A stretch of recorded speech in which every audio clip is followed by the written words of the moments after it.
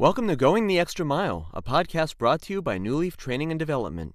Each edition is sure to lift your spirit and encourage you in today's working world. Enjoy! Yesterday, my wife and I were blessed to be guests at the second best wedding that we've ever attended. Obviously, the best was our own 31 years ago. Well, my wife told me to say that.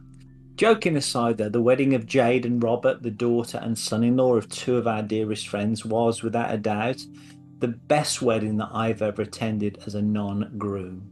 The location was just spectacular and the California sunset was gorgeous. But what mattered most was how this merger of two families came together. We witnessed two individuals already rooted in who they were because of their shared faith, yet becoming a new wholeness because of the foundations of two solid families on whose shoulders they were lifted. Sadly, statistics show that roughly 40% of first marriages end in divorce. Now, I've got every confidence that Jade and Robert will never feature in those stats. Their shared faith acts as the anchor that will keep them together, a commitment that rightly supersedes even their love for each other. Now, you might be thinking, Paul, this is a lovely sentiment, but this is supposed to be a business column. Well, you'd be right, but isn't business really just one set of people making promises to another set of people? Specifically, I'd encourage you to consider that mergers and acquisitions, M&A, have many similarities to marriages.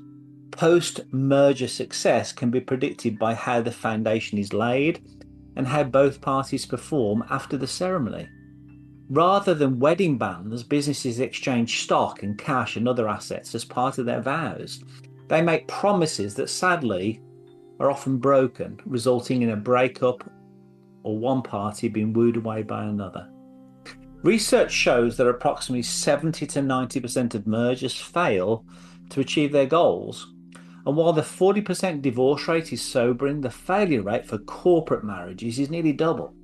Just as most marriage failures can be traced to one or both parties failing to keep their vows, the corollary is that most business mergers fail for the same reasons. We just use the phrase lack of execution.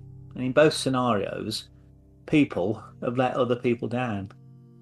Just as I've been blessed to observe good marriages grow stronger over time, I'm reminded of a business merger from a few years ago that has since evolved into an even greater enterprise, one that continues to create jobs and serve more clients worldwide. It delights the shareholders. Now, while this merger is public knowledge, I'll refrain from naming the two companies that decided to get married. Because they honoured their vows to each other, their children, which you could say are the shareholders and the employees, continue to blossom from that union. For shareholders, the merger generated immediate value by diversifying the product portfolio and geographic reach, thereby reducing volatility. The new wholeness of the entity realised massive expense synergies and improved capital efficiency. By combining, let's say, Company A's storied brand and high net worth relationship with Company B's aggressive discipline and international infrastructure, the merger drove superior earnings power and long-term dividend growth.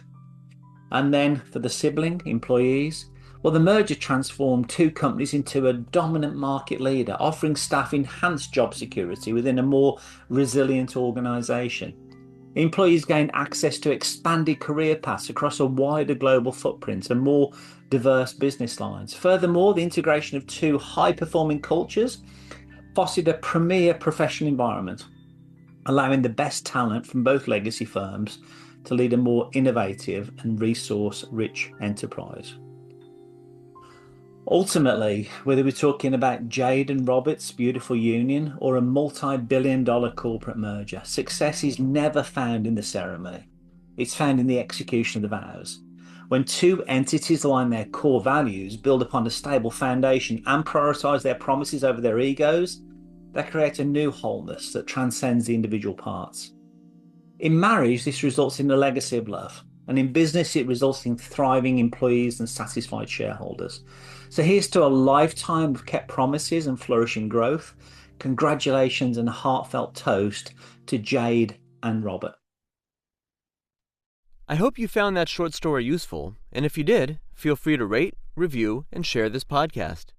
We'll be back next week with another episode, and we also invite you to check out our other weekly podcast, Take 5. an inspiring interview with a leader worth listening to. Bye for now.